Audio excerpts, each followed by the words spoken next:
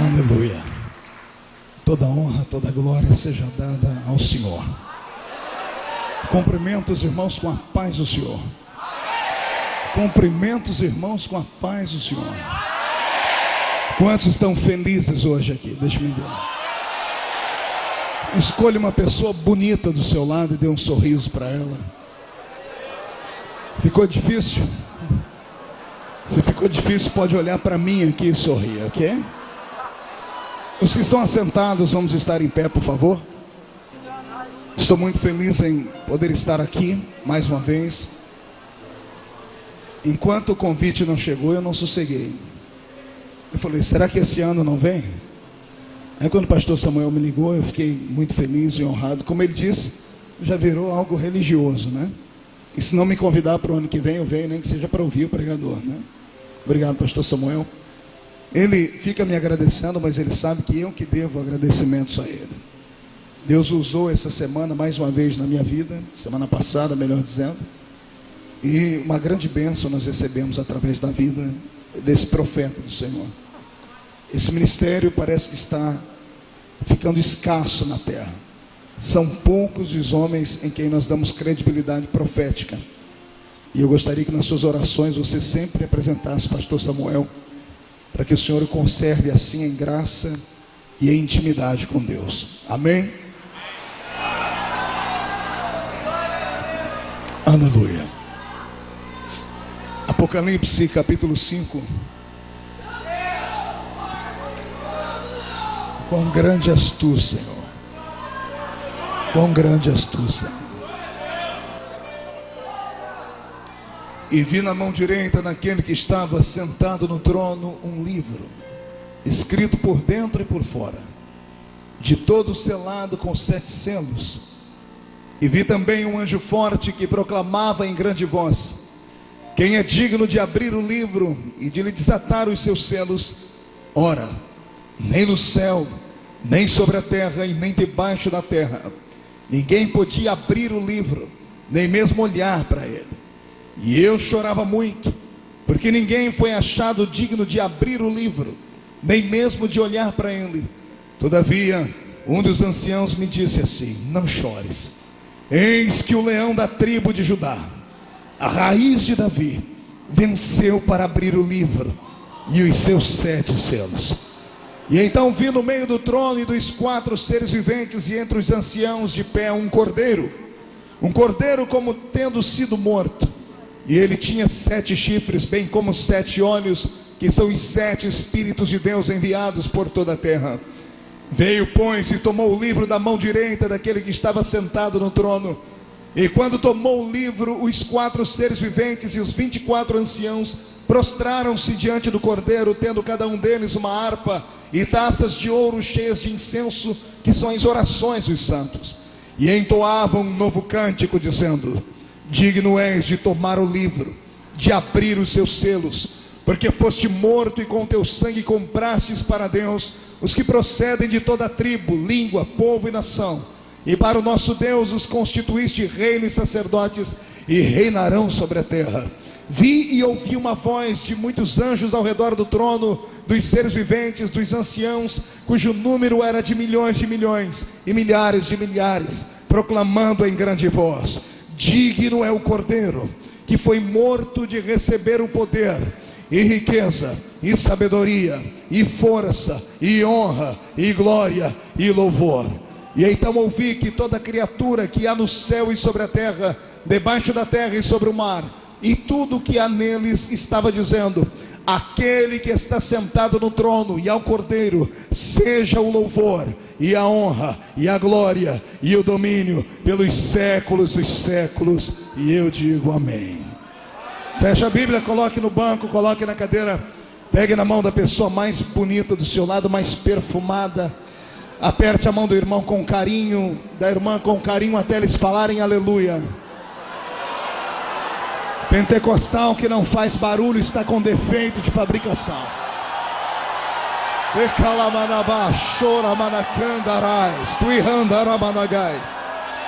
Ah, eterno, eu te glorifico uma vez mais. E eu espero nesta noite contar com a sua ajuda para ministrar ao coração da sua igreja.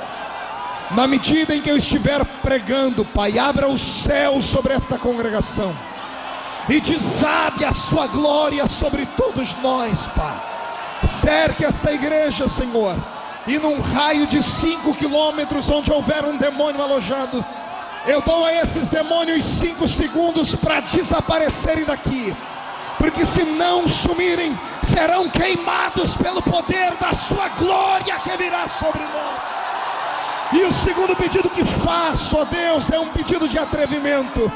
Se ainda tenho crédito no céu contigo como pregoeiro da sua palavra, abre a porta do céu sobre este lugar e envia do céu para a terra uma comitiva de anjos de fogo, que eles comecem a esparramar brasas de fogo entre nós, e onde houver um crente batizado com o Espírito Santo, renova ele agora, meu Senhor.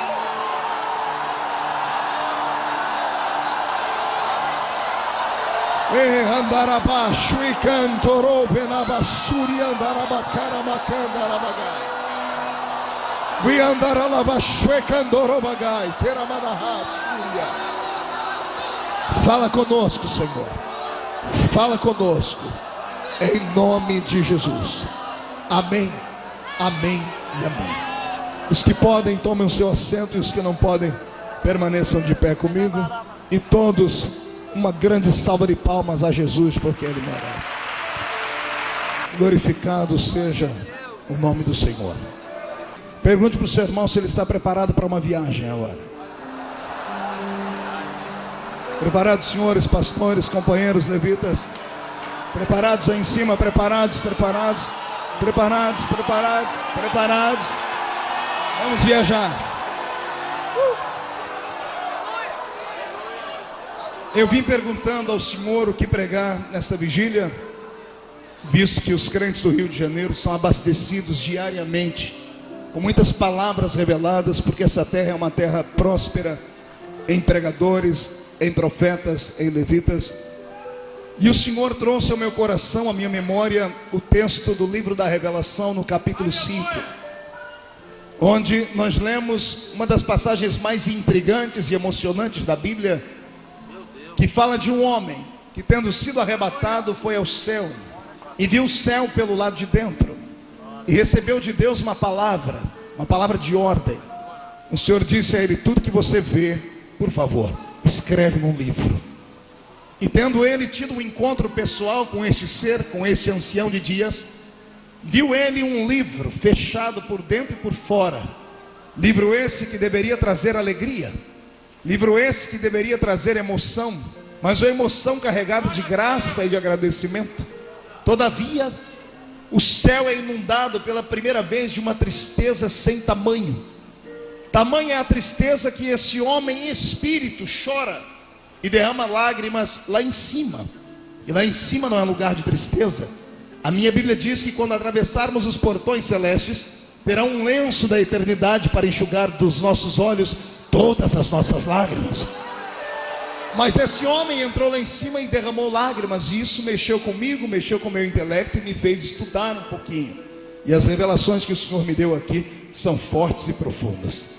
Quem não gosta de revelação, dá tempo de ir para casa. Eu acho que dá para assistir até o Corujão uma hora dessa. Se ficar comigo aqui, você não vai ver nenhum corujão, mas você vai ver a silhueta da pombinha do Espírito Santo voando sobre nós. Pois bem, para entendermos o livro do Apocalipse, é até difícil falar sobre isso, porque o livro do Apocalipse é um livro de revelação, e tudo que é revelação tem que ser interpretado. É um dos livros da Bíblia mais difíceis de ser estudado, porque a sua linguagem é metafórica, é uma linguagem alegórica. Nem tudo que está escrito aqui deve ser levado ao pé da letra.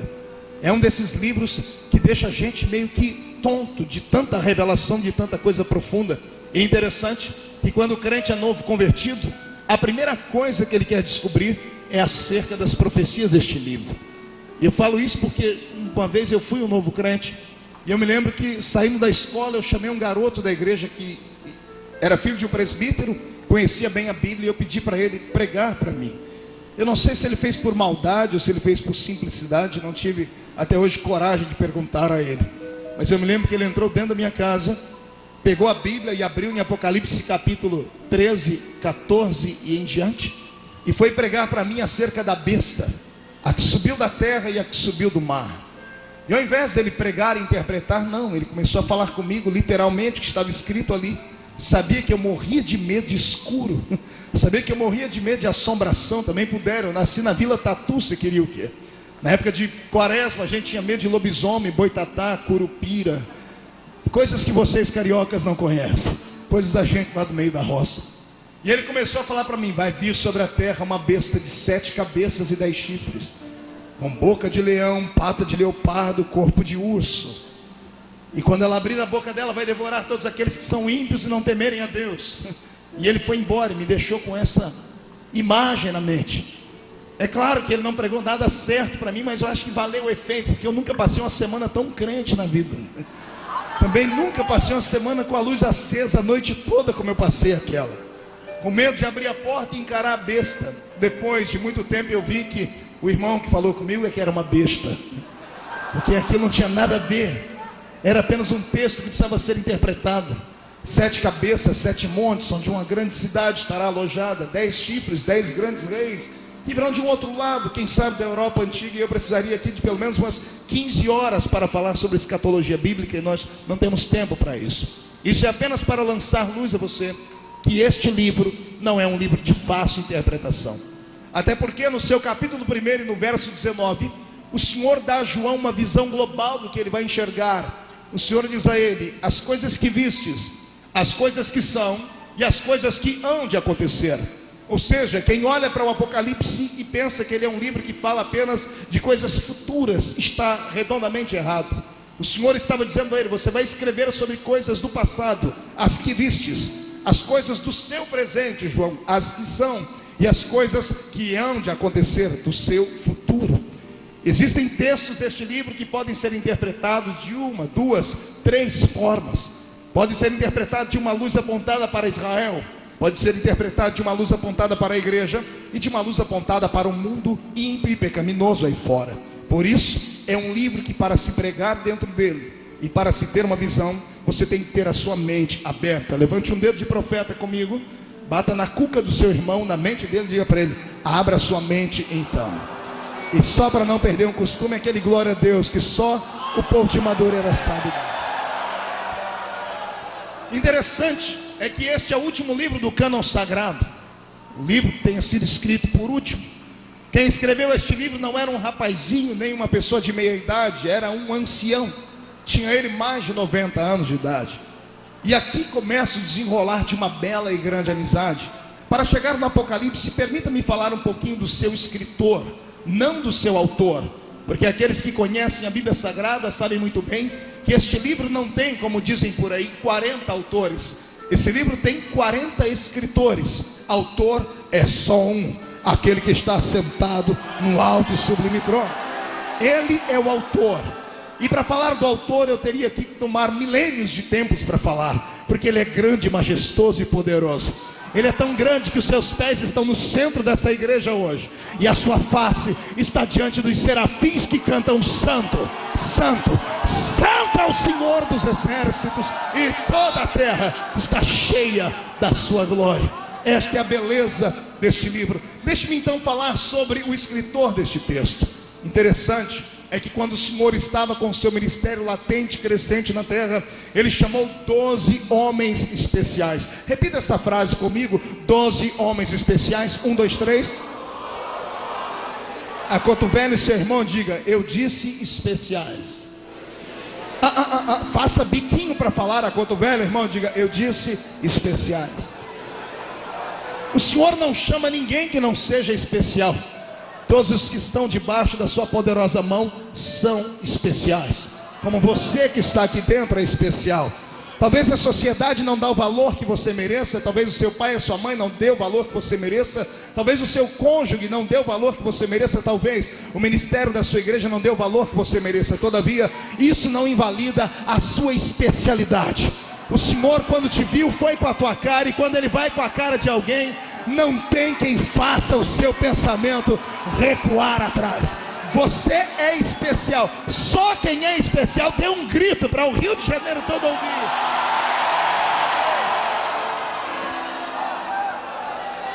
Agora, no meio dos especiais, existem aqueles que são mais especiais. Pastor Marco, calma aí, porque aí o senhor vai pecar, porque a Bíblia diz que Deus não faz acepção de pessoas, somos todos iguais. De fato, somos especiais para Deus de maneira idêntica no questão da salvação.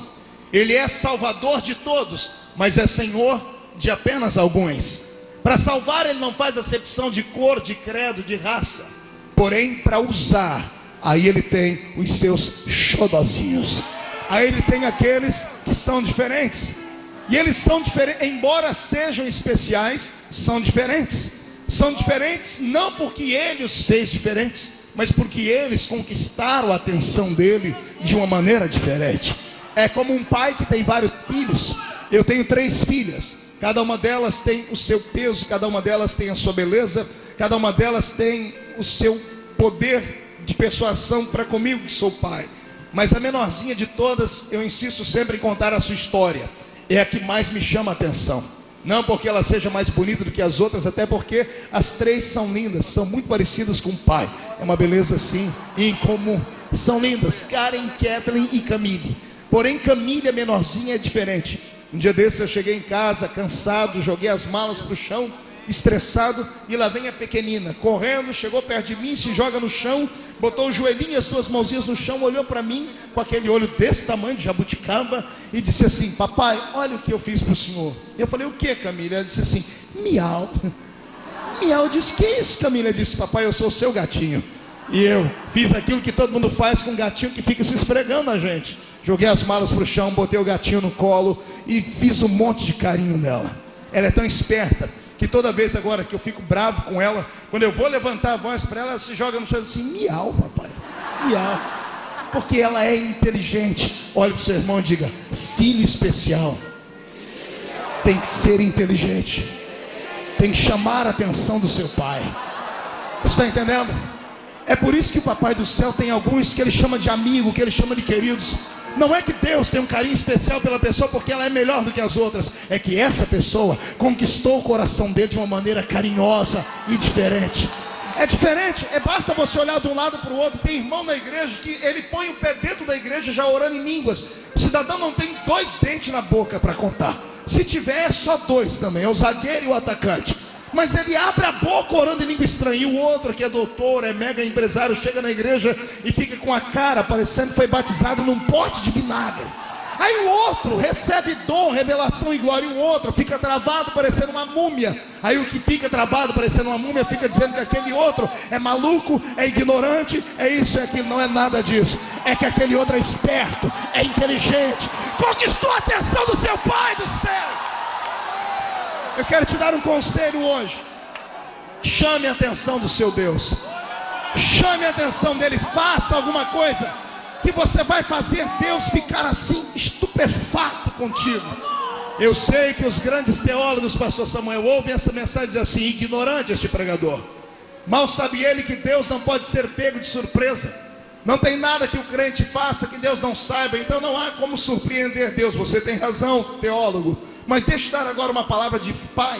Uma palavra de pai que quando vê o seu filho, sabe que o filho às vezes não pode pegá-lo de surpresa. Camille é outro exemplo. Às vezes eu estou com ela brincando e ela se esconde atrás da cortina, ou debaixo do sofá, ou atrás de alguma peça da casa. Eu sei onde ela está, mas ela está querendo me impressionar. Ela está querendo dizer que ela é sábia, inteligente e conseguiu se esconder. E eu, como um bom pai, não vou quebrar o coraçãozinho dela achando ela na hora. Qual pai aqui dentro nunca passou pelo filho atrás da cortina e disse assim: cadê meu filhinho? Onde ele se escondeu? Você sabe onde ele se escondeu. Mas só para deixar ele bem alegre, você diz: meu Deus, ele sumiu, e agora? E de repente lá sai a criaturinha pequenininha com o olhinho brilhando de trás da cortina, agarra você e diz assim: papai, te peguei, mamãe, te peguei. E o pai e a mãe fingem que tomou um susto: oh, você me tomou de surpresas. Papai do céu é assim. Ele está só esperando você se esconder atrás de uma cortina, enfiar debaixo de um banco. Ele quer que você surpreenda ele, mesmo sabendo que ele não pode ser pego de surpresa. Ele quer uma declaração de amor nesta madrugada. Eu te convido a desafiar o seu Deus com o seu coração. Quem crê nisso, jogue a mão para cima e dê um grito de glória.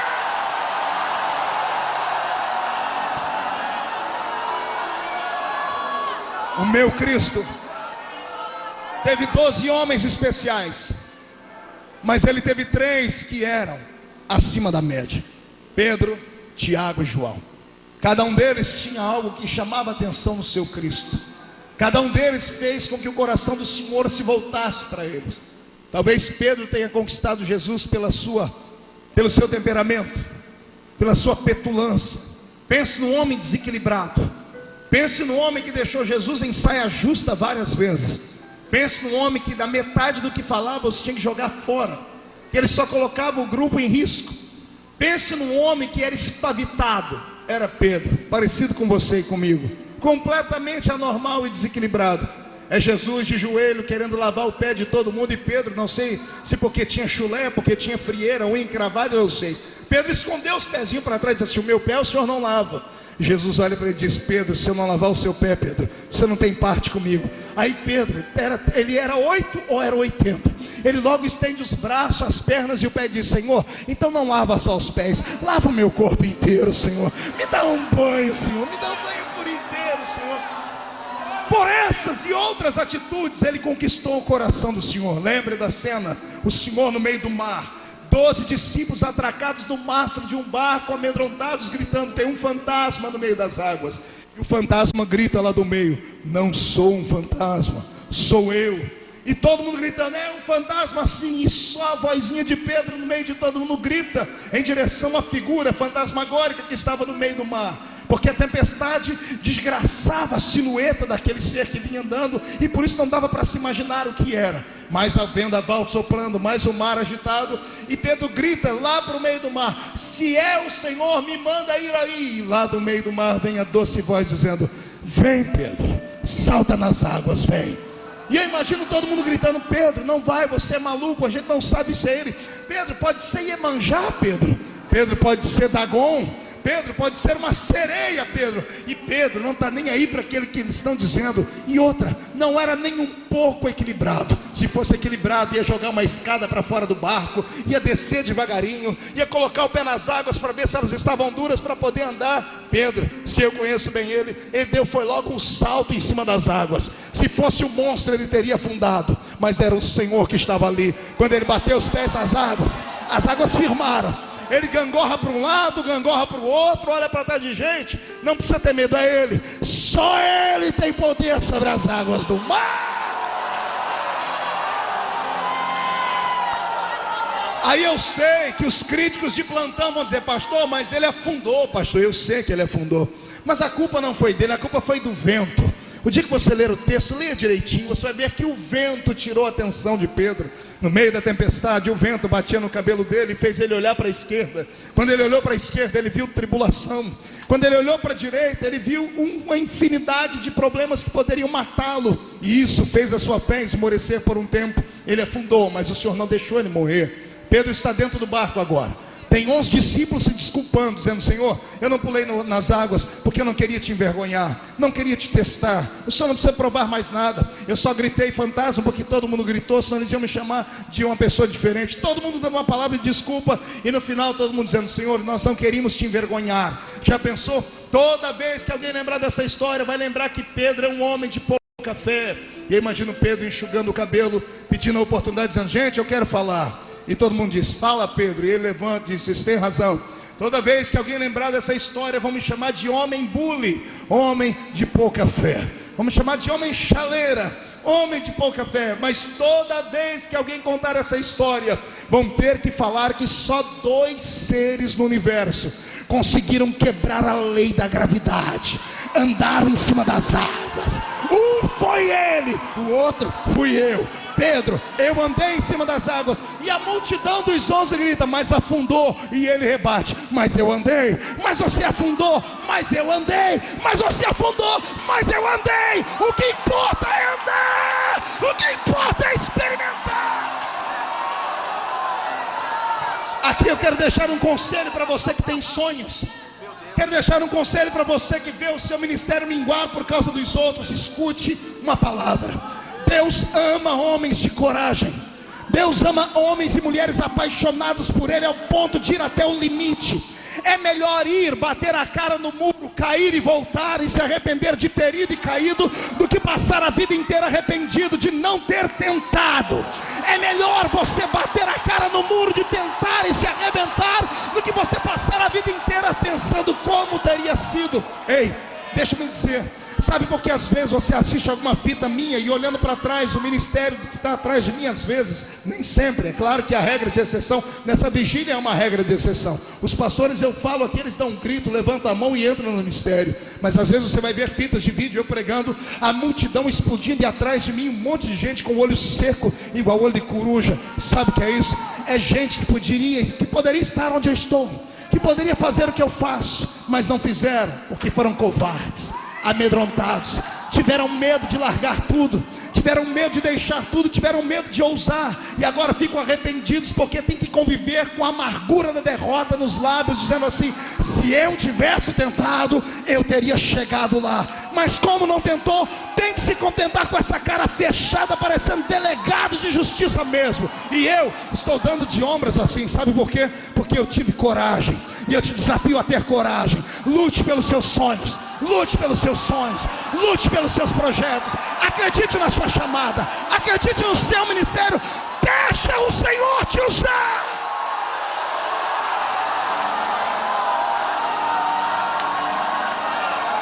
Este foi Pedro. Entre os 12, Pedro teve um lugar de destaque. Ele virou amigo do Senhor. Eu separo assim, seguidores e amigos. Tinham homens que só seguiam o Senhor, outros se aproximaram dele em forma de amigos. Um outro foi Tiago, também puderam. Tiago era um evangelista daqueles arretados. Foi pregar numa cidade, eu não sei se não deram oferta para ele, porque evangelista só fica na carne quando ninguém dá oferta para ele. Eu sei que ele voltou para Jesus e falou: Senhor, não me receberam bem naquela cidade. Eu posso orar para cair fogo e destruir a cidade inteira, Senhor? Jesus olhou e falou: é claro que não. Mas Jesus gostou da atitude dele. Falou: esse camarada tem coragem. Mas lá na frente vem a mãe do próprio Tiago interceder, dizer: Senhor, quando o Senhor entrar no seu reino, um dos meus filhos pode ficar à sua esquerda e o outro à sua direita. E Jesus tem que explicar, porque no céu só fica bem aqueles que estão do lado direito, porque à esquerda só fica bode, tem que ter tudo ovelha. Mas Jesus gostou da atitude. Era gente que tinha vontade de crescer, era gente que tinha vontade de ocupar um lugar especial no coração do Mestre de Deus. O meu Cristo apontou e Tiago virou amigo de Jesus. Se você perguntar para o irmão do seu lado o nome dos 12 apóstolos, vai ser uma confusão daquelas. Ninguém lembra o nome dos 12 apóstolos. Tenta. Pergunta para o seu irmão: me dá o nome dos 12 apóstolos de cor. Vai lá. Se eu perguntar para nós aqui, obreiros, é perigoso a gente não lembrar. Lembra aí, Gesiel, o nome dos 12. Não sai nem com reza brava. Fala aí, pastor Daniel. Só o mestre que parece pastor Gesiel Gomes vezes para pregar. Fale o nome dos 12. Não dá, trava. Agora, se eu perguntar, fale o nome de algum discípulo, vai falar todo mundo. Pedro. 1, 2, 3. Olha para o seu irmão e diga: por que você conhece os 3?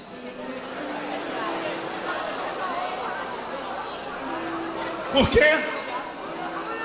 Os outros eram especiais, tiveram a mesma chance, andaram com o mesmo Cristo, tiveram a mesma oportunidade, mas a gente não os conhece direito. Agora esses 3, a gente sabe que eles eram especiais, porque toda vez que Jesus fazia alguma coisa diferente, eram os 3 que ele chamava.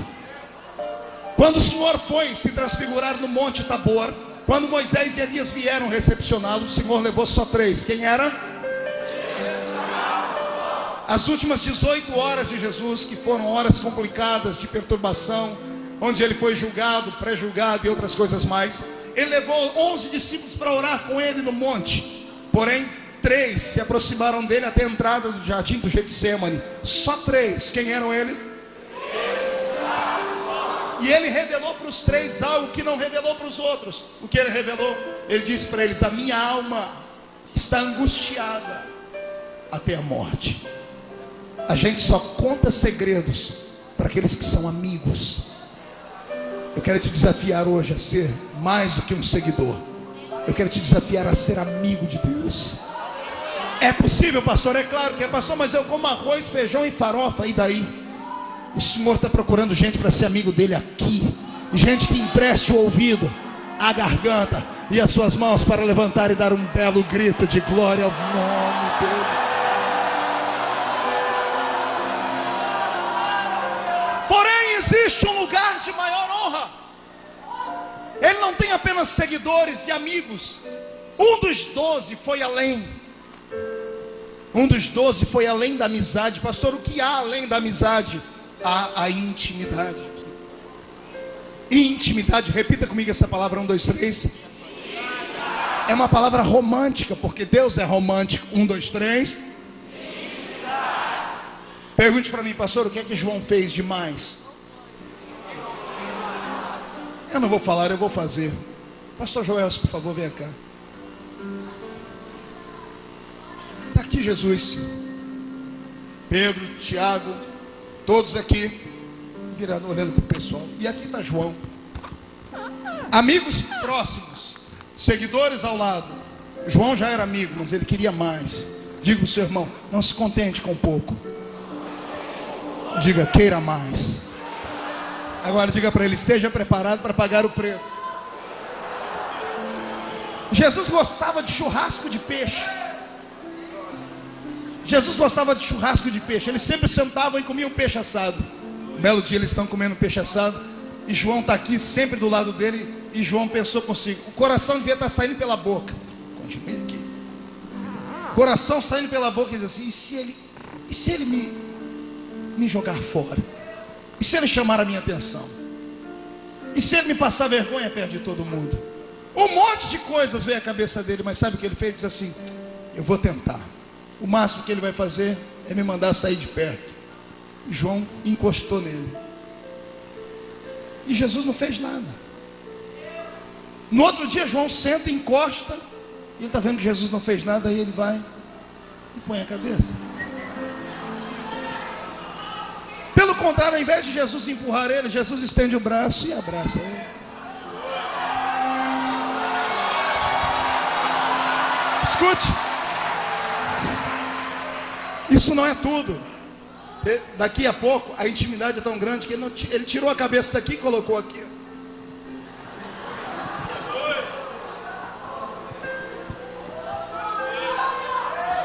Parece simples isso, não é? Pastor, só isso? Só isso? Imagine você sair daqui a pouco, parar perto de uma lanchonete dessa e encontrar 2 moços da sua igreja. Você conhece, de terno e gravata, e um com a cabeça no peito do outro, e o outro passando a mão nos cabelos dele. Parece simples o texto. Imagine 2 garotas, você vê, saindo de mão dada, uma dando um beijinho na outra, encostando a cabecinha no ombro. Estamos no século 21, um século de liberalidade, mesmo assim temos preconceitos. Se nós temos preconceitos hoje, imagine há 2000 anos atrás, onde a pederastia, o homossexualismo, o lesbianismo era tratado à base da pedrada, a pessoa morria no meio da rua. João foi além de tudo que os outros fizeram. Ele não se importou com aquilo que as pessoas pensavam. Ele colocou a cabeça no peito de Jesus e disse, eu quero mais. E quem quer mais tem que fazer mais. E aquele que quer fazer mais tem que fazer aquilo que ninguém nunca fez. E se você fizer aquilo que ninguém nunca fez, Ele fará aquilo que Ele nunca fez por ninguém, para você. Quando você ver homens como o pastor Samuel, como os cantores que aqui passaram, como pastores e profetas que estão aqui na minha retaguarda, que tem um ministério abençoado, os homens chamam de sucesso, eu chamo de bênção. Saiba que por trás de tudo isso existe uma história, existe um complexo. Existem coisas que esses homens fizeram que você jamais teria coragem de fazer, talvez. Por isso o Senhor não lhe deu aquilo que Ele teria para lhe dar. Eu não posso falar sobre o presente, da situação deles hoje, mas eu tenho certeza que o passado deles foi de dor, de luta e de sofrimento. Deus não levanta um homem ou uma mulher porque eles são bonitinhos ou porque são inteligentes. Deus não levanta um homem ou uma mulher porque ele é rico ou porque Ele tem pena deles. Deus levanta um homem ou uma mulher quando eles têm coragem de ousar, de serem atrevidos. Ai meu Deus, segura para você dar um glória a Deus mais forte. Deus é apaixonado por crente atrevido, por gente atrevida.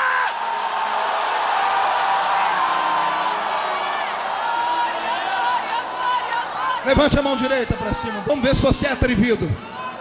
Coloque a mão no ombro de quem está do seu lado. Agarre o ombro da pessoa com carinho. Agarre, agarre, agarre, agarre. Olha aí, tem gente que não tem coragem de fazer isso. Não tem atrevimento. Agarrou, agora chacoalha a pessoa até ela ficar irritada. Irrita ela. Diga para ela, é isso que Deus quer fazer com você nessa vigília. Deus quer sacudir a sua história.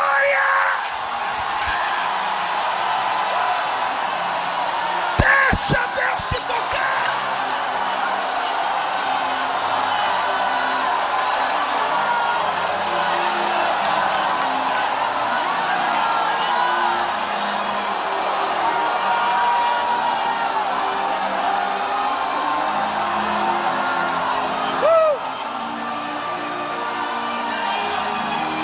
Olhe para cá. Eu estou falando sobre o escritor. Foi por isso que João conquistou um espaço especial ao lado do Senhor. Foi por isso que João recebeu nomenclaturas bíblicas que o Senhor não deu a mais ninguém. Foi por isso que o meu Senhor chamou João de um discípulo a quem ele muito amava. Olhe para cá agora. Foi por isso que João ocupou um lugar especial. E o lugar foi tão especial que o Senhor olhou para ele e disse assim: João, vou lhe dar uma coisa que eu não dei a ninguém. O que, Senhor? Vou lhe dar o privilégio de não morrer de maneira martirizada. Todos os demais discípulos do Senhor morreram de forma truculenta. Uns crucificados de cabeça para baixo, outros esfolados vivos, outros morreram à base da espada, outros à base das flechas, outros afogados, outros foram completamente esfolados em carne viva, arrastados pelas ruas da cidade, como foi o caso de João Marcos nas ruas de Alexandria, arrastado por um cavalo. Mas João permaneceu ileso. Permaneceu ileso, e eu tenho certeza que isso perturbava o apóstolo. Acredito que quando ele tinha os seus 92 anos de idade, quando não tinha mais nenhum dos seus amigos vivos, o que ele mais queria era sair dessa terra, e a morte parecia não ter poder sobre ele. A história diz que o imperador, talvez um dos últimos grandes homens truculentos daquela poderosa Roma, ao convidar João para um diálogo, perguntou sobre a sua fé, e João escarneceu dos seus ídolos pagãos, e esse imperador prometeu matar João, e João olhou para ele dizendo: faça-me esse favor, a morte não é minha inimiga, ela é uma carruagem que me levará mais perto do meu Deus. É uma carruagem. E a história diz que fizeram então um tacho de azeite fervendo, mas era um tacho muito grande, uma espécie de banheira, e colocaram ali azeite fervendo, borbulhando. E o imperador ainda deu uma chance, porque no último momento ficou com pena de um velho de 92 anos de idade. E o velho teve a chance de se retratar negando o seu Cristo. E a história diz que João olhou para ele e disse assim, ironicamente: ó imperador, se eu fosse mais jovem eu mesmo pularia dentro desse tacho, mas na minha idade eu não tenho locomoção com tanta força. Então por favor, mande os seus soldados me jogarem logo dentro deste tacho fervendo. E foi o que o imperador fez. Só que o resultado não foi o que eles esperavam, porque eles esperavam um homem derretido, carne com óleo fervendo, completamente enrugada, e era para virar uma bolinha de borracha enrugada, derreter até os ossos. Mas não foi isso que aconteceu. O que aconteceu foi algo surpreendente. O velho entrou dentro do tacho e parece que não queria sair mais. Pegava o azeite fervendo e passava no rosto. A primeira sessão de hidratação de pele à base de azeite fervendo. A primeira sessão de bronzeamento artificial da história. Foi João, porque saiu dali com a pele um pouquinho mais queimada, mais hidratada. E o imperador grita: por que é que o azeite não tem efeito sobre você? E ele deve ter dito: é porque o azeite que está dentro de mim é mais quente do que o azeite que está.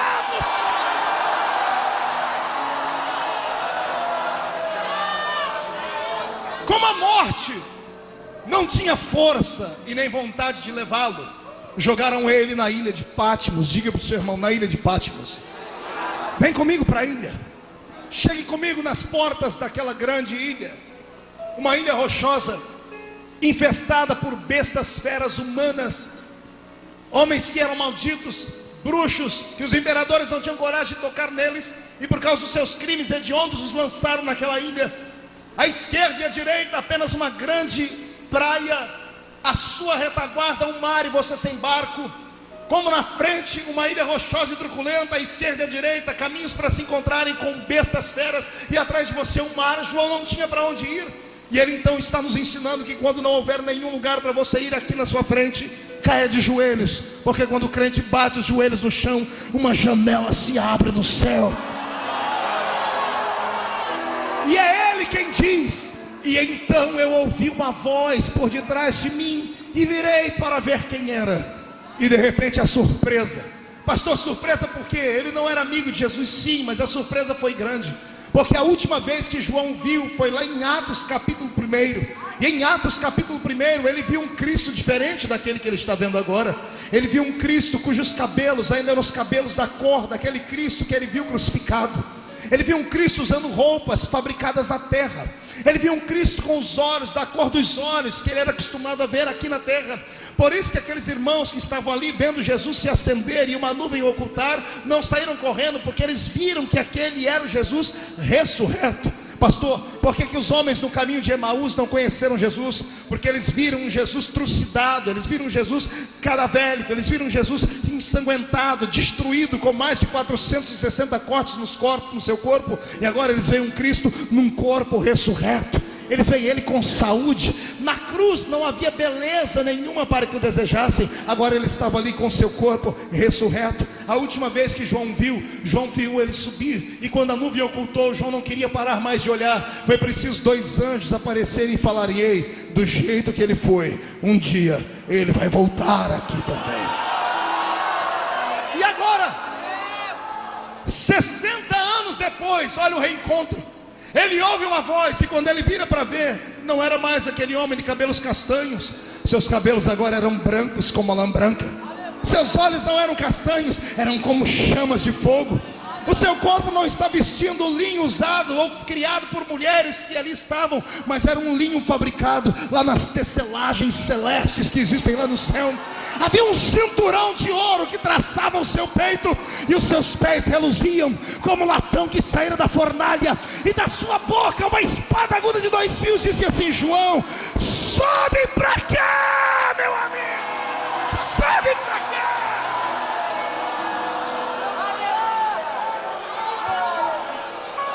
O corpo do velho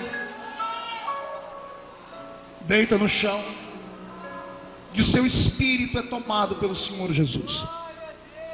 E o espírito do João, arrancado do seu corpo, é levado ao céu, no qual ele entra por uma janela. De mãos dadas com seu Cristo, ele começa a ver a eternidade. Não sinta inveja de João, um dia nós estaremos lá também. Não sinta tristeza por não ser como ele, nem que seja com palma nas mãos. Eu quero te ver lá naquele lugar, estaremos lá. E uma visita rápida pelo céu, João vê e entende tudo que está à sua volta, porque quem está em espírito no céu não precisa perguntar, tudo lhe é mostrado instantaneamente. E ele recebe do Senhor Jesus incumbências, e uma delas é mandar 7 cartas a 7 igrejas que estão na Ásia. Deve ter sido a pior parte de escrever o Apocalipse, porque havia algumas igrejas que nutriam pelo Senhor não um amor, mas uma aversão. Havia algumas igrejas que o Senhor disse a elas assim: olha, eu estou na sua porta batendo, querendo entrar, e vocês não me deixam aí entrar. Quantas vezes não preguei Apocalipse 3:20 para o pecador, dizendo ao pecador: Jesus está no seu coração batendo e você não deixa ele entrar, mas se abrir ele vai entrar e cear contigo. Todavia o Senhor não está falando com pecadores, ele estava na porta de uma igreja dele, e a igreja onde ele estava, o líder da igreja era maior do que ele, e mandou trancar a porta na cara de Jesus, e disse: aqui ele não pode entrar. Mas o mestre, com a sua humildade, vive insistindo e batendo na porta dessas igrejas, dizendo assim: se abrirem a porta e voltarem pelo caminho correto, eu entrarei e voltarei a dar a minha palavra, e a ceia será entregue ao meu povo mais uma vez. Eu poderia aqui gastar mais 2 horas falando sobre igrejas que fecharam a porta de Cristo, mas não é essa a mensagem. Tem uma igreja pior do que essa. O Senhor está dizendo para João: João, há um trono nessa igreja maior do que a cadeira do pastor presidente. Há um trono nessa igreja que é o trono de Satanás. Satanás fez o seu trono dentro da igreja. E o Senhor está dizendo: mas se esta igreja se voltar para mim, eu posso perdoá-la. O Senhor está dizendo que o coração dele está aberto para tudo. Depois do susto que João tem de saber que existem igrejas, ou existiriam igrejas talvez no futuro, onde o trono de Satanás estaria alicerçado dentro dela, porque doutrinas de demônios estariam sendo ensinadas aos seus fiéis. Depois de João ter enxergado que Cristo pode ser posto fora da igreja, o susto passa, e o Senhor diz a ele: agora eu vou lhe mostrar a eternidade. E João vê uma porta se abrindo, e ele entra dentro de uma grande sala. Venha comigo para esta sala agora. Quando ele entra dentro dessa sala, ele tem visões surpreendentes. Ele vê 4 animais, seres viventes, coisas que nós não temos aqui linguagem humana para tentar especificar.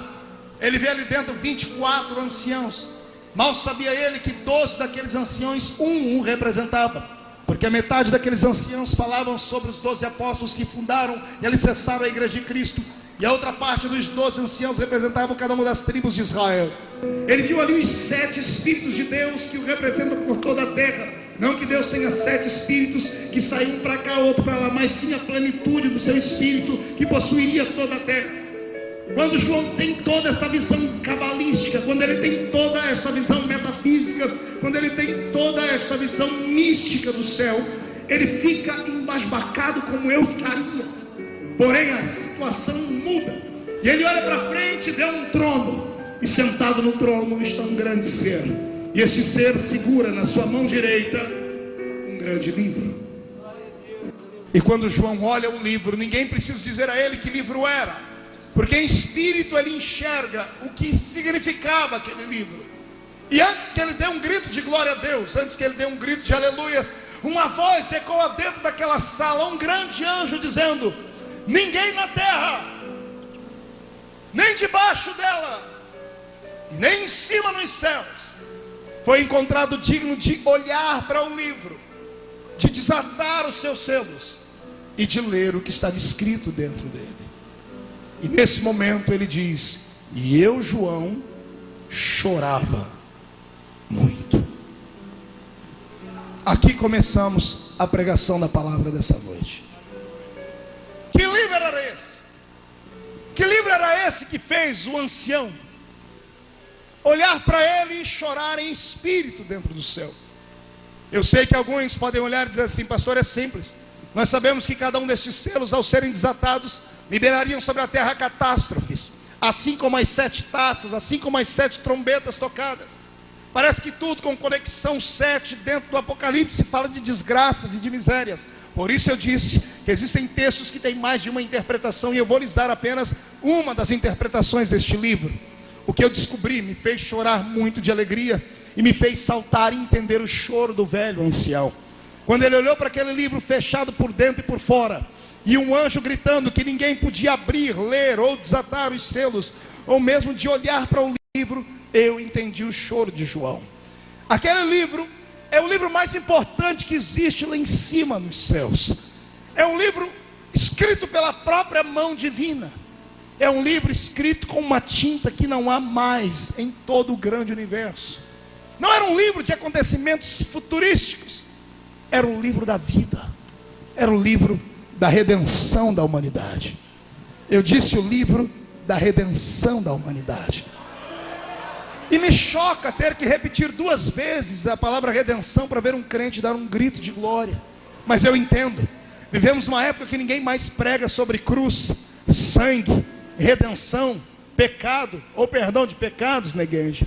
Vivemos uma época, José, onde só se fala de riqueza, de prosperidade, de possibilidades. Vemos uma época onde os crentes entram dentro da igreja e parece que estão dentro de um consultório de um psicólogo, onde os pastores parecem querer mais tratar dos seus problemas de desequilíbrio emocional do que da sua alma propriamente dito. Vemos uma época em que as pessoas vêm para a igreja para terem os seus egos massageados. Vemos uma época em que os crentes vêm para a igreja para ouvirem as pessoas elogiarem, falarem como estão bonitinhos, como estão fofinhos, como estão transitando dentro da igreja de uma maneira tão bela. As pessoas querem os holofotes, querem o brilho, querem ser destaques. Ninguém mais quer cruz.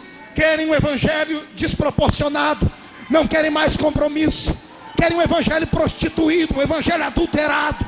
Não querem mais falar sobre peso, não querem mais falar de renúncia, não querem mais falar de dor, não querem mais saber que Satanás está aí para atormentar, não querem mais que os seus pecados sejam expostos, não querem mais que ninguém fale o que eles têm que fazer ou o que eles devem fazer. Cada um é dono do seu próprio nariz. Por isso a palavra redenção parece que não tem mais poder. Mas esta madrugada, na vigília de Madureira, eu quero resgatar a essência desta palavra, e quero falar que sem a redenção nós não somos nada.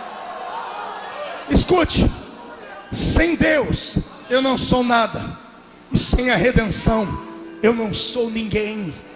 Sem Deus você não é nada, e sem a redenção você não é ninguém. É claro que para levar você ao contexto dessa palavra, eu teria que falar que redenção é quando alguém olha para você e vê que você não tem forças para ir a um lugar ou para carregar algum peso, e a pessoa troca de lugar com você. Redimir alguém é você salvaguardar a pessoa, se colocar no lugar dela ou pagar a dívida dela. E como a palavra redenção não está mais em uso, eu tenho que usar a própria Bíblia para te fazer lembrar. Vou te explicar o que é redenção com um texto bíblico.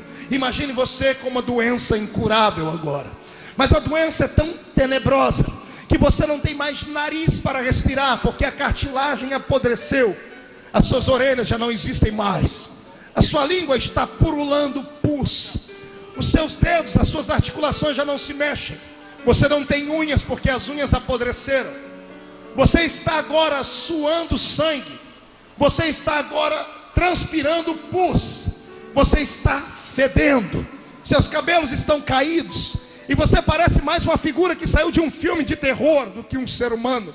Pior não é isso, não tem ninguém para repartir essa dor, porque a sua família te abandonou, e antes de te abandonarem, você ainda teve que pegar na alça de 10 caixões e enterrar 10 filhos com a sua própria mão.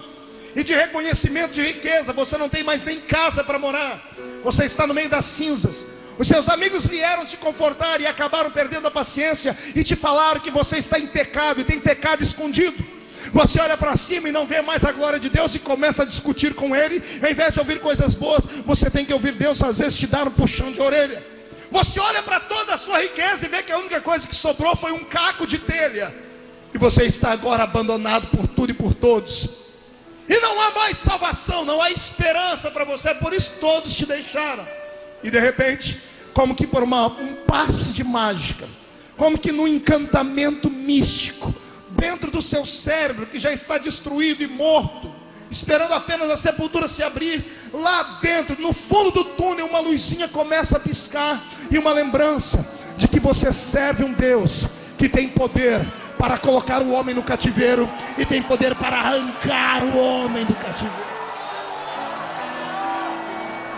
E de repente você se lembra que o seu Deus não é um Deus, Ele é o único Deus, e que quando Ele tem promessa na vida de alguém, a morte não tem poder sobre a pessoa até que a promessa se cumpra na vida dela. E aí, o que é que você faz? Mesmo não tendo ninguém para ouvir a sua confissão, porque tudo que ouviram foi um desabafo, você dizendo: eu amaldiçoo o dia em que eu nasci. Mesmo não tendo ninguém para ouvir a sua prédica, você agarra aquele caco de telha e espanta os seus únicos amigos ali, que são as moscas que estão voando em cima da sua podridão, e levanta aquele caco de telha como um troféu e grita bem alto para alguém que está acima das estrelas ouvir assim: eu sei que o meu Redentor vive.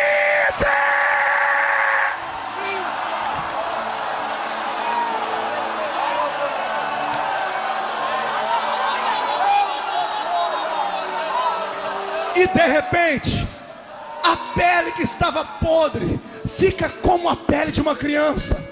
A orelha que caiu recebe uma orelha nova, um nariz novo. A riqueza começa a vir para sua mão, e de repente você que perdeu um, agora tem 2. Perdeu 1 milhão, agora tem 2 milhões. E vem a família de volta ao seu redor, e você termina os seus dias batendo no peito, dizendo: Ele tira, mas Ele devolve. Ele põe na prova, mas Ele faz sair da prova.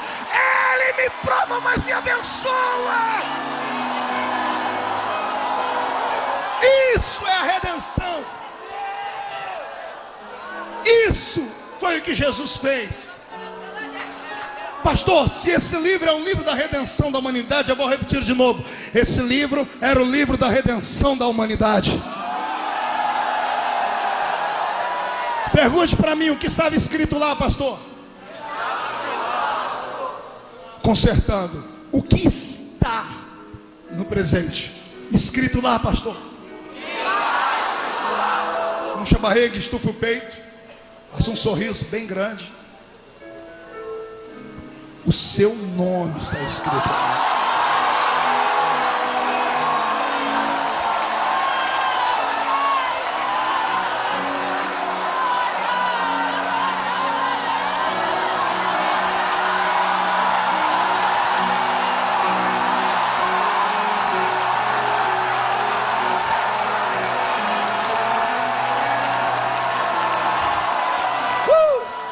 Pastor Marco, não entendi uma coisa, pastor. Pergunte.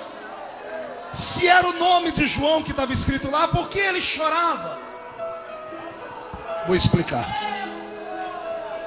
João chorava porque alguém gritou dentro da sala: ninguém na terra, nem debaixo dela, nem em cima podia olhar para o livro, não podia abrir o livro e não podia ler o que estava escrito lá.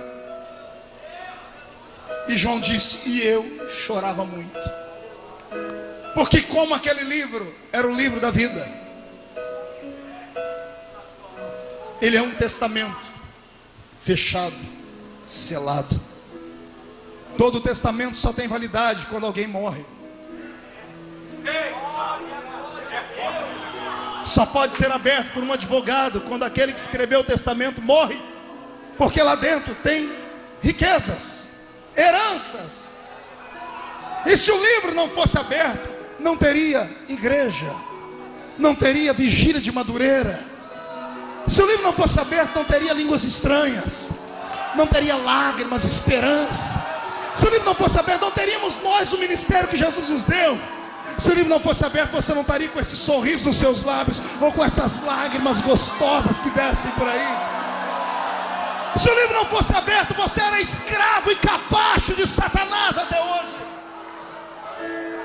Só por isso, quando João viu o livro fechado, ele disse para si mesmo: não valeu a pena. Todos morreram, morremos em vão, tudo foi em vão, porque ninguém pôde abrir o livro. Quantas e quantas vezes em cultos missionários eu não preguei sobre Isaías 6 e 8, usando o texto de forma profética missionária, dizendo: o Senhor está perguntando, a quem enviarei? Quando eu descobri a complexidade, a revelação deste capítulo, eu chorei muito, porque Isaías está apenas falando aquilo que ele ouviu Deus dizer na eternidade. Deus veio sobre a terra de Gênesis a Malaquias, 5 dispensações: inocência, consciência, governo humano, patriarcal e lei. Em cada uma delas Deus tentou conquistar o coração do homem e não conseguiu. Quando o Senhor retorna para o seu trono, no final da época da lei, Ele senta no seu trono, põe as mãos na cabeça, olha para a humanidade perdida e grita: e agora? A quem enviarei? Quem há de ir por nós? Porque na terra, nem embaixo dela, nem em cima, ninguém podia. E como ninguém podia, estávamos condenados. E quando lá no céu, aquele que estava à direita do Pai viu a gente ser condenado, ele se levantou, colocou a mão no ombro do Pai, deve ter pedido: calma, Pai, eis-me aqui, eis-me aqui, envia-me a mim, eis-me aqui. E eu imagino, olhe para o seu irmão e diga para ele: trouxe lenço? Se não trouxe, prepare a manga da camisa, a ponta da gravata, vamos chorar um pouco. Olha o diálogo que o Senhor me contou. O pai dizendo ao filho: mas eu já fui, e os homens não me aceitaram.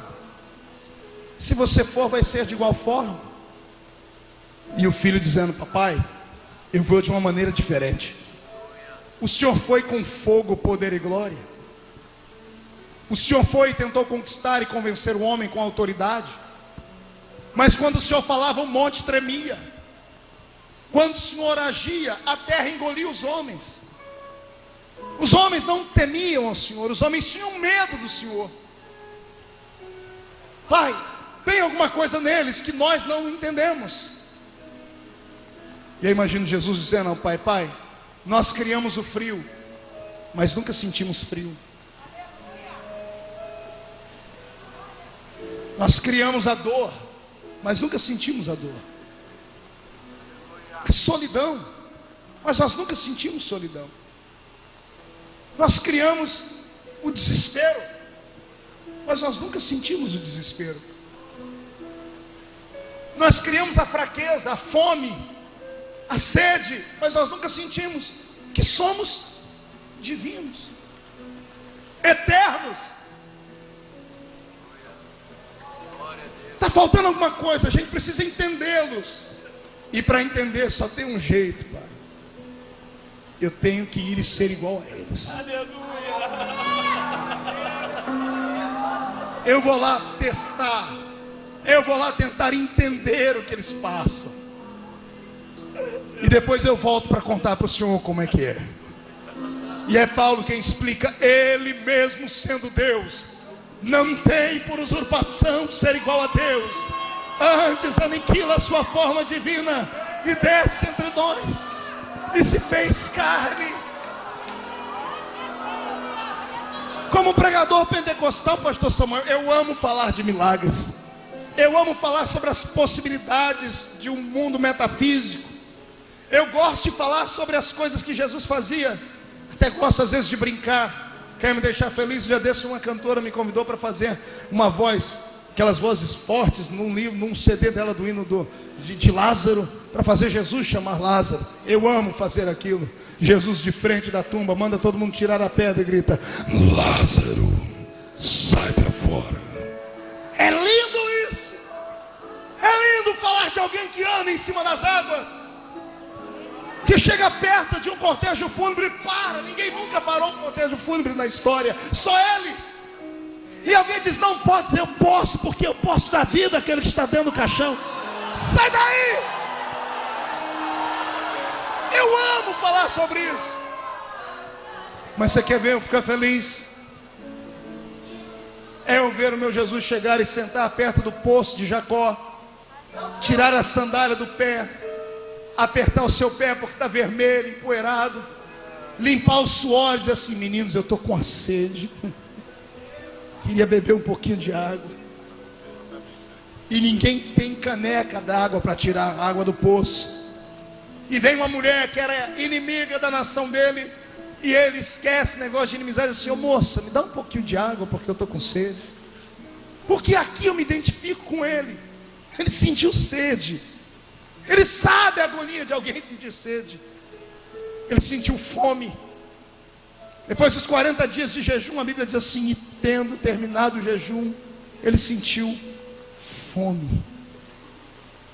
Sabe como eu amo quando ele entra dentro do barco e diz assim: gente, eu vou deitar ali na polpa do barco e vou descansar um pouquinho, que eu estou cansado. Por que os outros não foram descansar também? Eles não andavam juntos? Eles tinham só uma diferença. Depois de uma grande cruzada evangelística, os discípulos iam fazer churrasco e eles subiam um monte para orar. Talvez o sucesso de Jesus seja esse, diferente do nosso. Quando nós temos um sucesso, a gente quer fazer uma festa. Vamos para restaurante comemorar, abrir uma Coca-Cola. Toda vez que ele fazia alguma coisa, não, Sérgio, ao invés de fazer uma festa, ele ia para o monte, se isolava e ia orar. Aí ele estava cansado, deixa eu descansar um pouquinho. Sabe onde eu amo? Eu amo quando ele entra no jardim, e lá de joelho, a aflição, a dor, ele grita assim: Pai, se possível for, passa de mim esse cálice. Sabe onde eu amo?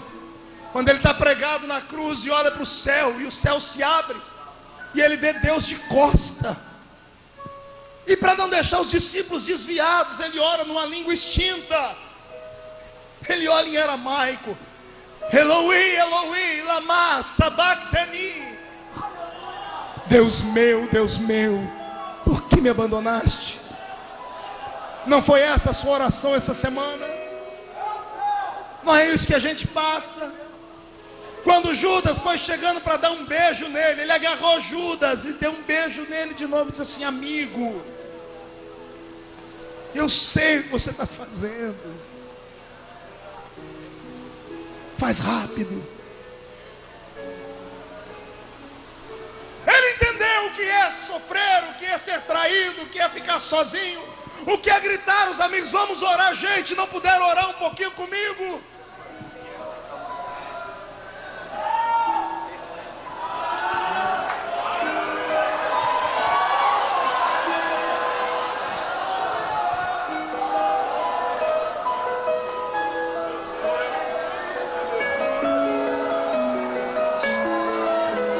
É na hora da dor que a gente se aproxima mais de Deus, sabia? É na hora da solidão, é na hora do jardim, é do vale, que você se iguala a Ele, ou Ele se iguala a você. É por isso que Ele não suportava ninguém chorando. Ele entrava no meio da história e trazia alegria. É por isso que toda vez que você chora, alguém lá em cima intercede por você com gemidos inexprimíveis.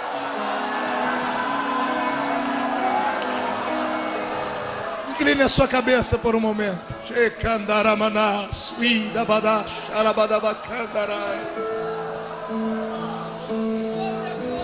Ah, Deus, 2006 não foi um ano muito fácil. Tem alguns que vieram nesta última vigília em busca, Pai, do milagre, porque as suas últimas forças estão indo embora. Tem alguns em casa ouvindo pelo rádio que não puderam nem se levantar de tanta dor e angústia. Alguns vão querer riscar esse ano da sua agenda. Tem gente aqui dentro que não deu glória a Deus ainda, não é porque não quer, Pai. Só eles sabem o vale. Só eles sabem o peso da cruz, da humilhação, da calúnia, da perseguição. Mas eu fico feliz porque eu sei que o Senhor sabe quanto isso dói. E talvez seja por isso, Pai, que a Bíblia diz que o choro dura uma noite, mas a alegria vem pela manhã.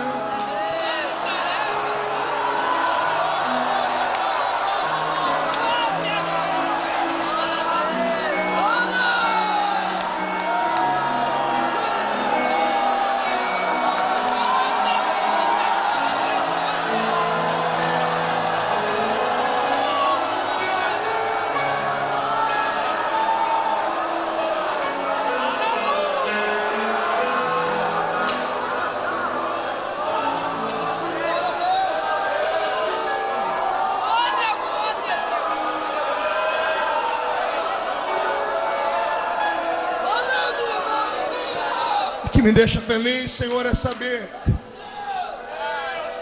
que mesmo com tantos defeitos e fraquezas, o Senhor ainda deixou o nosso nome escrito lá, Pai.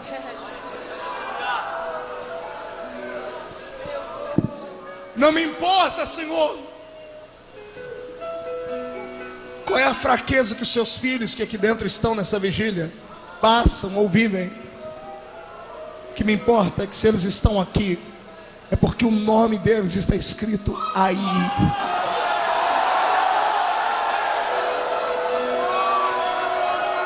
Te convido a erguer a sua cabeça e a dar um grito de glória a Deus, porque você é um campeão da natureza.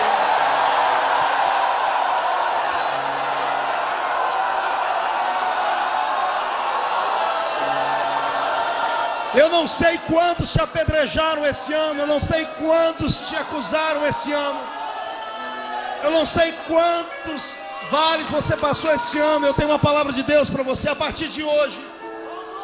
Não aceite a acusação de mais ninguém.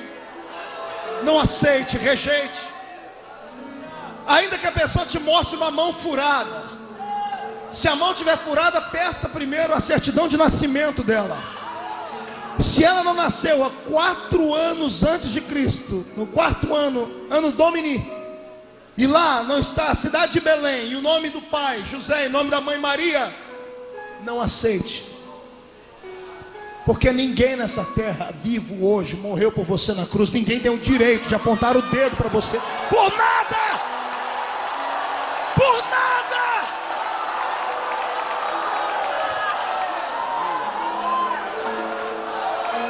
Aleluia, Deus.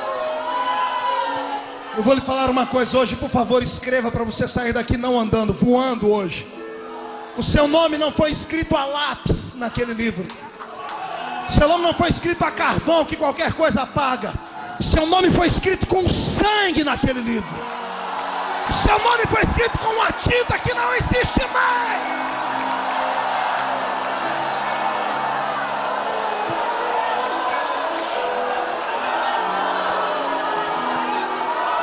Apagam o nome da pessoa com tanta facilidade. Não tem uma matéria que apague o sangue. Para apagar o seu nome, a folha inteira vai ficar rebocada, rabiscada, suja. É por isso que a misericórdia do Senhor é grande. É por isso que eu venho te dizer hoje que não me importa se esse ano você caminhou o ano inteiro caído no chão. A palavra profética é que o ano que vem é 2007. E o número 7 é o número da perfeição em todas as áreas. Escute aí. A minha Bíblia diz que o justo cai 1, 2, 3, 4, 5, 6, 7. Mas na 7ª vez o Senhor o põe de pé. Ano que vem é o ano do Senhor te colocar de pé. Cadê o barulho dos pentecostais que tem o nome escrito no livro da vida? Cadê?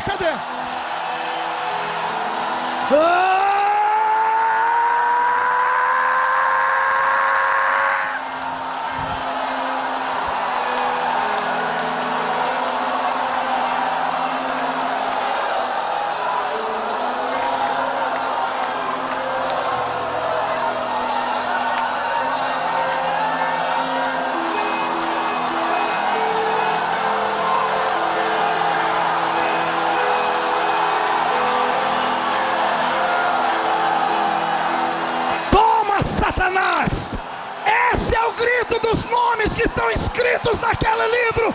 Nenhuma condenação há.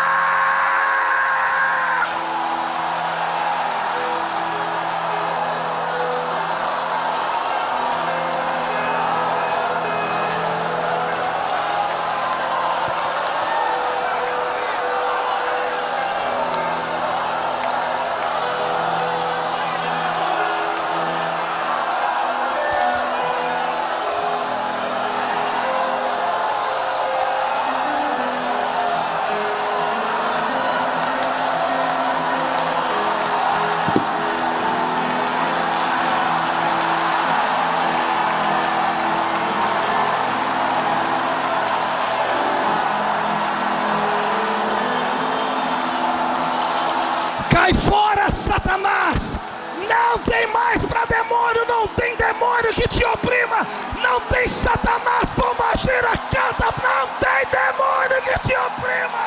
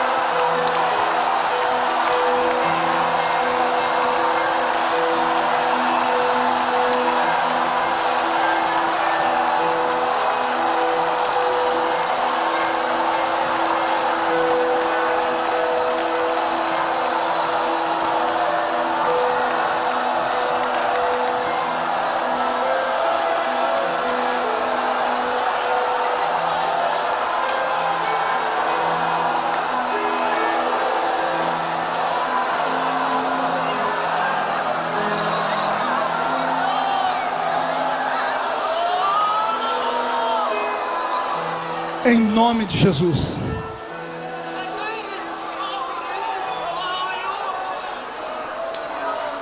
Não deixe ninguém roubar de você a alegria da salvação. Ontem, pastor Samuel, estava no aeroporto de São Paulo, esperando uma conexão. E entrei dentro de um estabelecimento comercial. Uma senhora me atendeu. E quando ela me olhou, eu não estava de terno nem de gravata. Ela olhou para mim e disse assim: de congregação o senhor é? Eu disse: eu sou pastor assembleiano. Ela olhou para mim, abaixou a cabeça assim: e eu sou uma desviada. Eu olhei para ela, coloquei a mão no queixo dela, levantei e disse assim: não, você não está desviado, você está de férias. E sorri. Fiz uma brincadeira. Uma lágrima desceu. Ela disse: ninguém nunca me disse uma coisa tão bonita. Todo mundo que entra aqui me chamou de desviado ou de mundana. Eu disse: se você fosse desviado ou mundana, o espírito que está em ti não testificaria com o espírito que está em mim.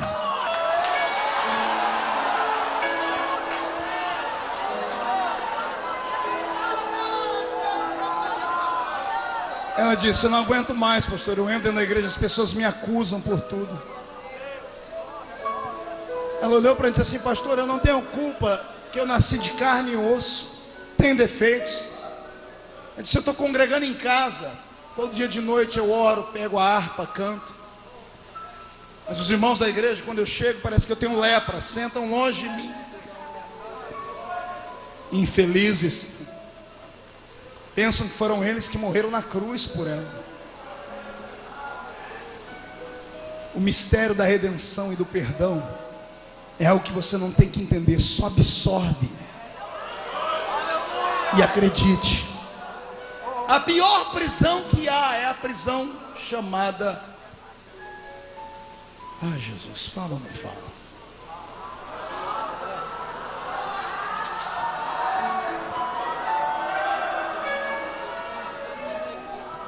A prisão imposta pela religião, a prisão da alma. Quando cativamos aqueles que deveríamos libertar, quando oprimimos aqueles que deveriam estar livres, quando vamos pregar o evangelho para o pecador lá fora, nós temos uma paciência e um amor tão grande: venha do jeito que você está. Aí conquistar aqui dentro, servindo a Deus, gente, você não presta, não vale nada. É um mundano, é um miserável. Para o pecador, a gente diz: Jesus vai te perdoar. Para o crente dentro da igreja, que não tem a força que você tem, um pé está lá fora, outro está aqui dentro, você diz: Jesus vai te matar. Tem alguma coisa errada nessa história. A redenção da humanidade prova isso. Ele morreu por você e ponto final. O sangue dele vai te dar um banho hoje.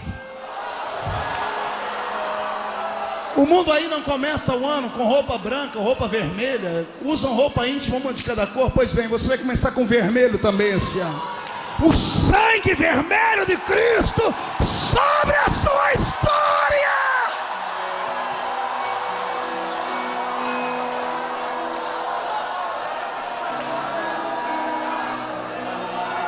E eu vi uma voz que dizia: ninguém na terra, nem de baixo, nem em cima, podia olhar o livro,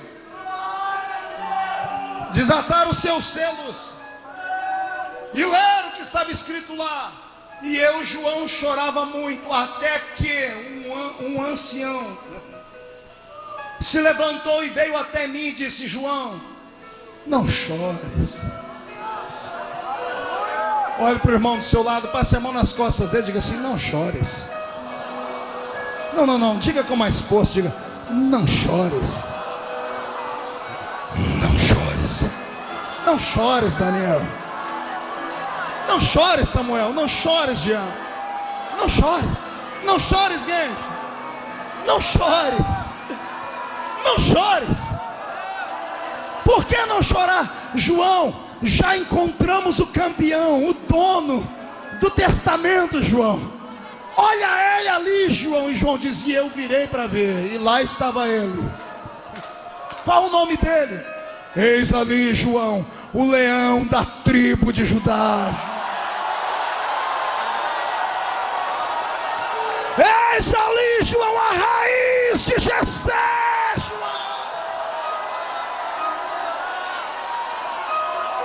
Quem está sentado, fique de pé, pegue na mão do seu irmão. Feche os seus olhos. Veio, pois, e tomou o livro da mão direita daquele que estava sentado no trono. E quando tomou o livro, os 4 seres viventes e os 24 anciãos prostraram-se diante do Cordeiro, tendo cada um deles uma harpa e taças de ouro cheia do incenso, que são as orações dos santos do Rio de Janeiro, que estão na vigília de Madureira. E entoavam um novo cântico, dizendo: digno és de tomar o livro e de abrir os seus selos, porque foste morto, e com teu sangue compraste para Deus os que procedem de toda a tribo, língua, povo e nação, e para o nosso Deus os constituíste reino e sacerdote, e reinarão sobre a terra.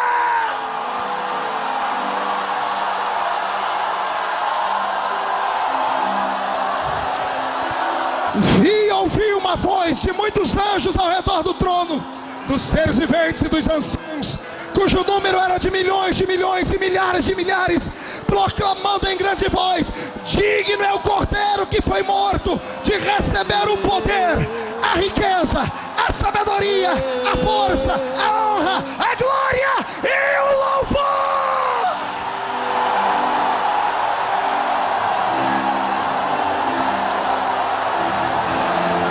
Levante as duas mãos para o céu, chacoalhe elas.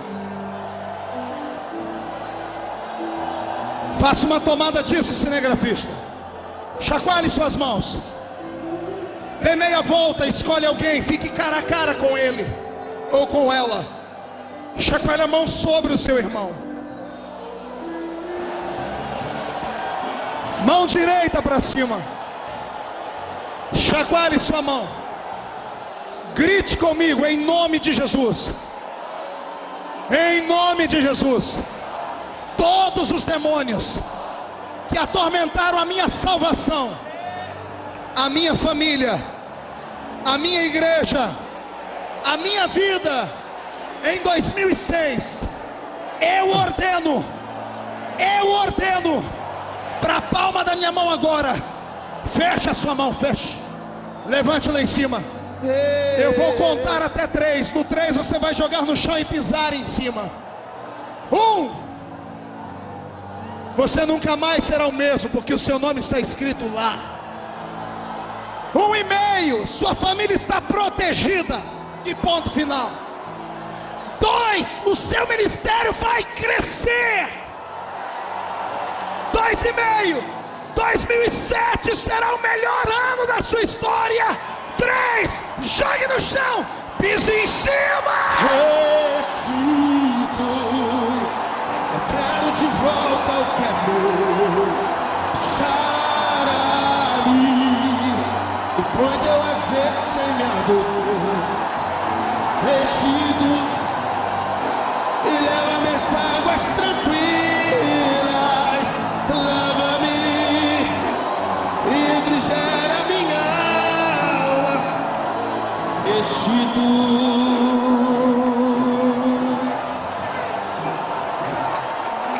Restitui, Senhor.